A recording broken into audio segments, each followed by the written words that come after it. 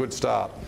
Well, while we're looking at what's going to happen then in Iraq, it of course is absolutely pertinent that the Foreign Minister, Julie Bishop, has been in Tehran over this weekend. She's been speaking to the Iranians, been a lot of focus on the border protection asylum seeker issue, but of course she's also been speaking to them about Iraq and the campaign against Islamic State. And here we are in this powder keg environment in the Middle East. Of course, Australia, along with other Western nations, was part of that coalition that liberated Iraq from Saddam Hussein. Saddam Hussein, of course, had a war in the 1980s, a bloody and deadly war against Iran for all those years. But now Iran is effectively, Michael Danby, our ally against Islamic State. Yet, of course, we know Iran itself is a nation that supports terror groups like Hezbollah. Is there anything that you find uncomfortable about this?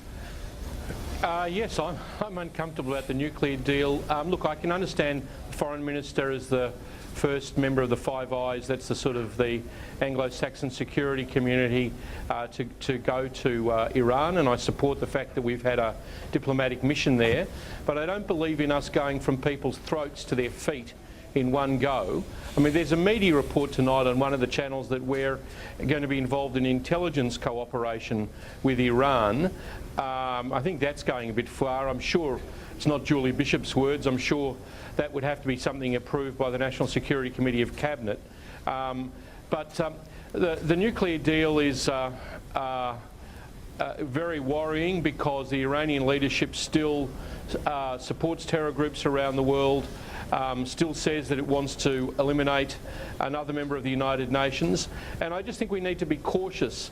I understand we're working against Daesh in Iraq with the current Iraqi government, but the mission is being led, as I understand it, by General Soleimani, who is from the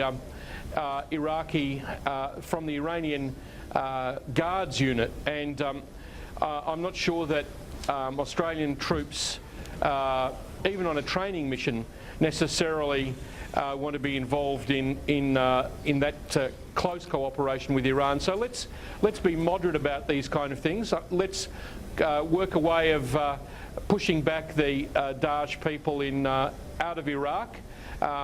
Let's examine this Lausanne agreement, but let's not go overboard. The Iranians suddenly haven't become the nicest regime in the world, a regime that we should just, as I said, go from their throats to their feet. Yeah, I get the sense from you that you're worried that the government, the Abbott government, through Julie Bishop, is being a little bit incautious here. Let's just have a look at what Julie Bishop had to say from Tehran.